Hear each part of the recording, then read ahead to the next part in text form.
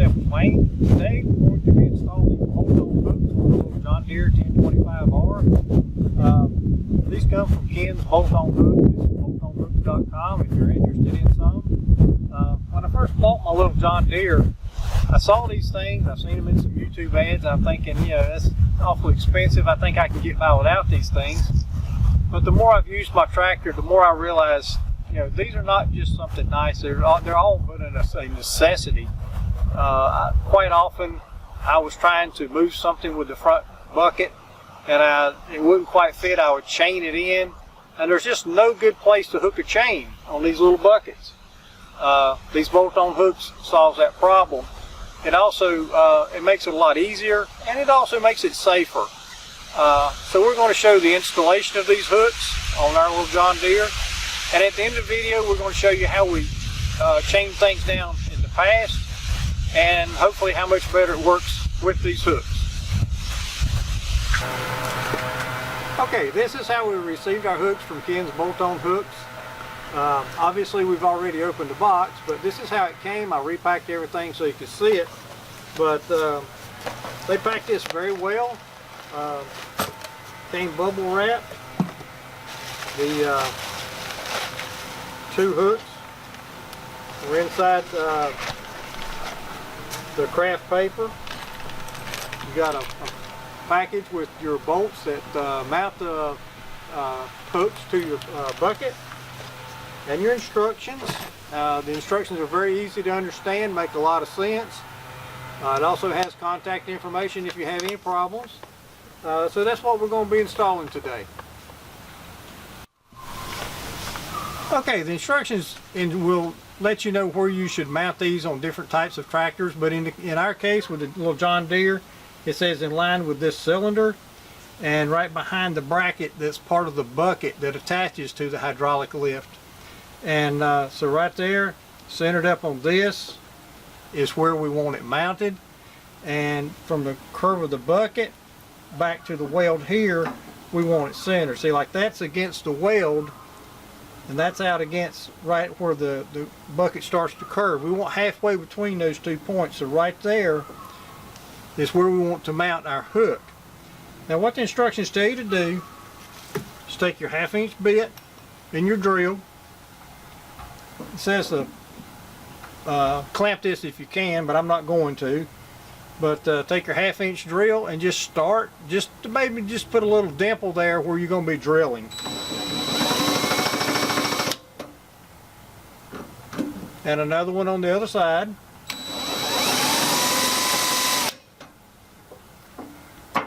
Now you've got your 2 dimples where you're going to be drilling your holes.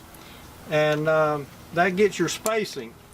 Now what the instructions will tell you to do is take your 1/2 inch drill bit out, put a 1/4 inch drill bit in, and drill those holes as pilot holes, and then come back with your 1/2 inch bit to drill it out and make the holes larger.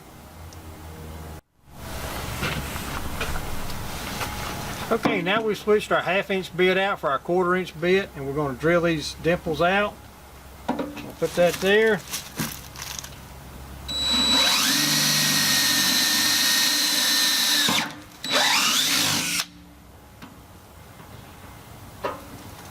And one there.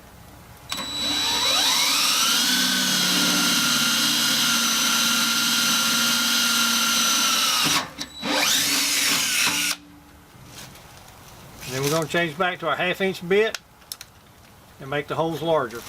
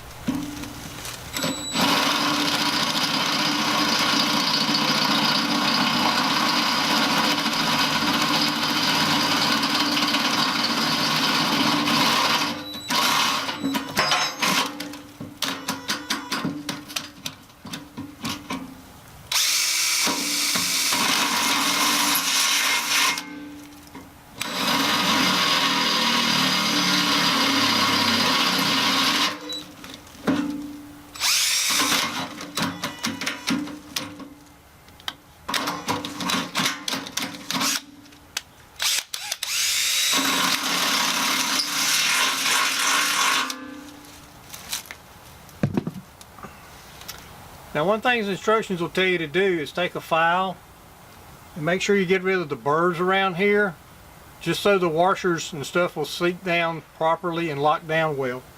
So that's the next thing we're going to do.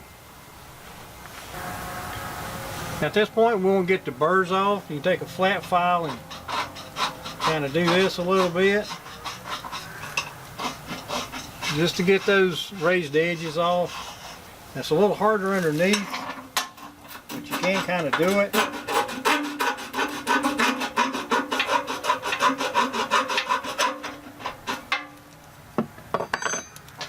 You can use a round file.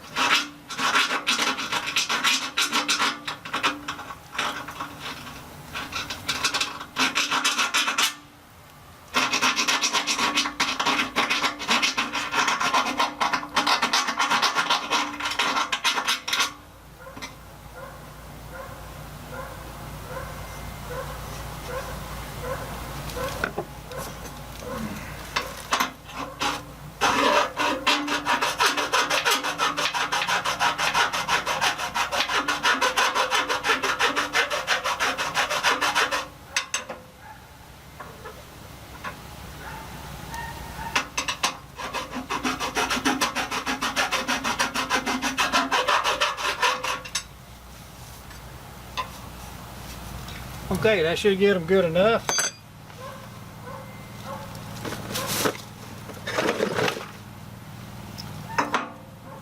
And those holes should line up just like that.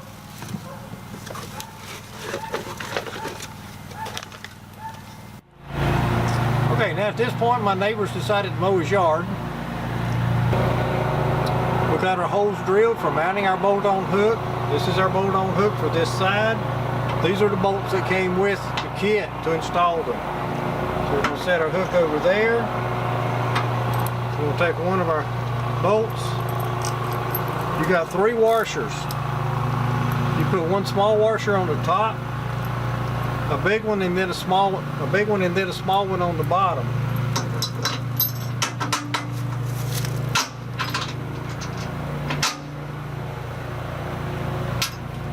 And then the nut.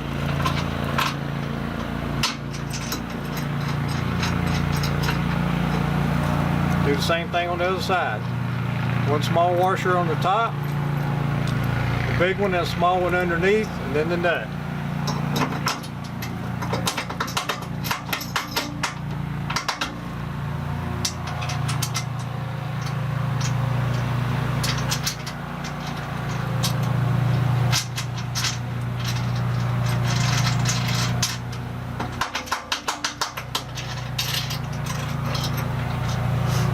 At this point, you just tighten them down.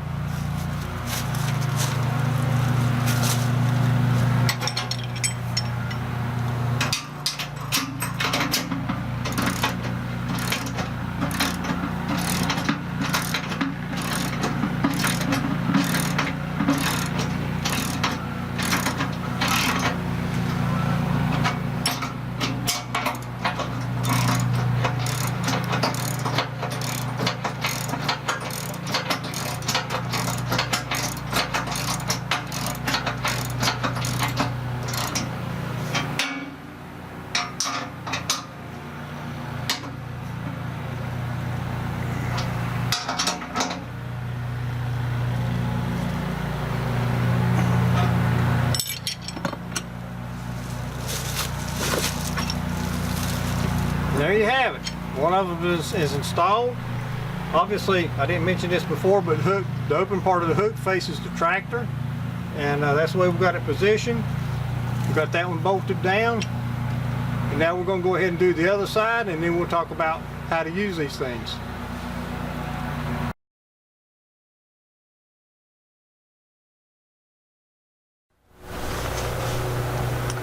Now at this point, we've got both our hooks installed, one here, one here.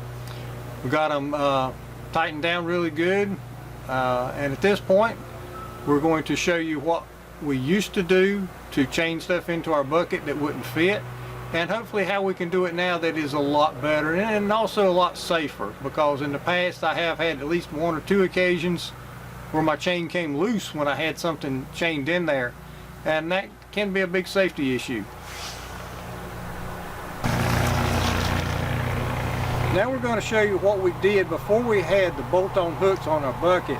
Our chain does have the hooks on the end, but there wasn't a good place to hook it. A couple of places I found, I was worried about it binding, or it didn't catch good, and I was worried about it coming loose. So what we would do is we would take our chain, we go around the bucket, and just for demonstration purposes, I got a brick under the middle of my bucket so it won't touch the ground. So as you can see that,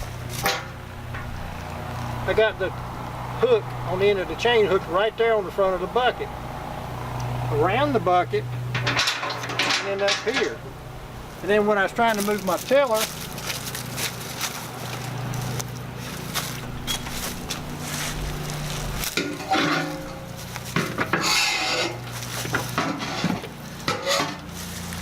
we moved the tiller into the bucket, something like so.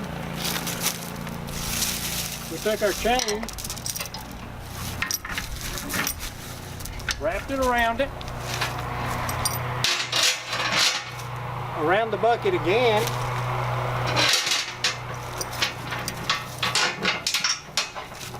out the front. We pull everything up as tight as we could, and then we'd hook the chain back to itself, and that works.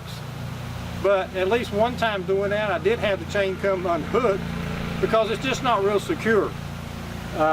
It does work, but it just don't work as well as what you want. You just don't have a good way to hook a chain to this bucket. So now, with the bolt-on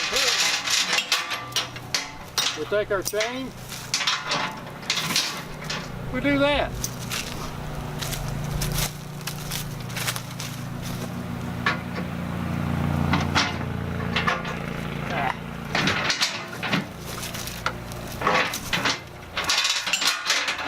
And back around to the other side.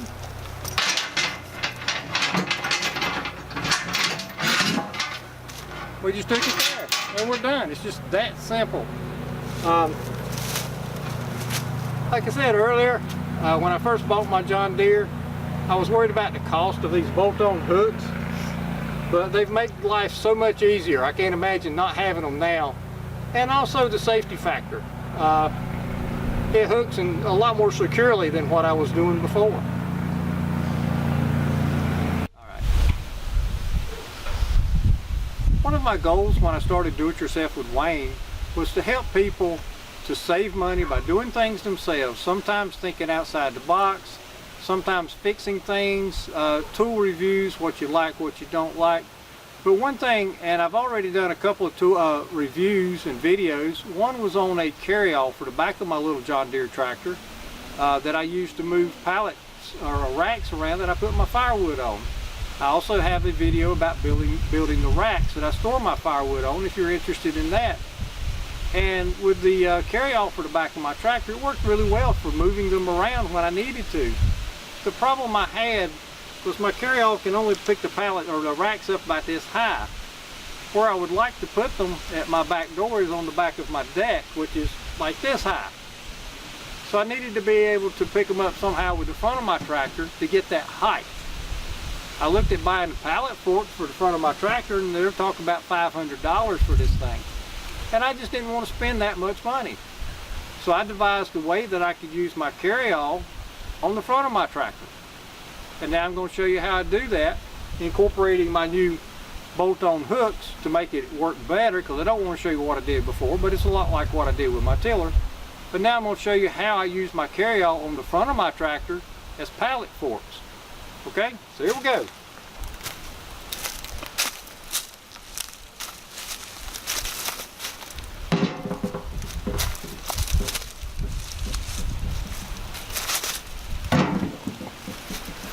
And no, I'm not losing my mind.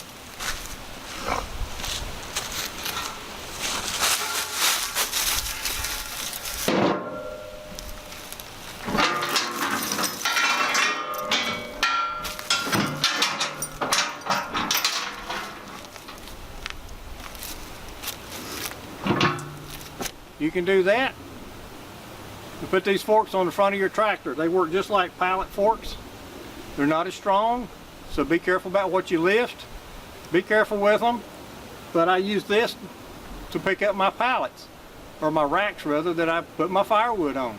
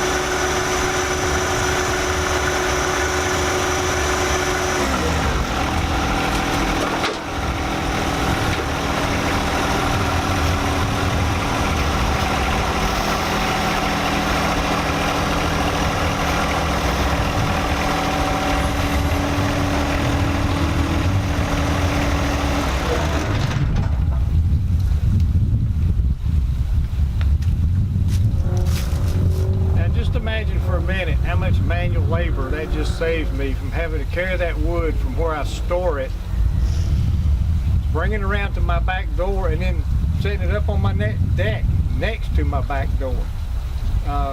That was one of my goals here, and believe me, it saves me a lot of manual labor from having to carry that firewood around here in a wheelbarrow or something, and then carry it up the steps to stack it on my back deck next to the back door.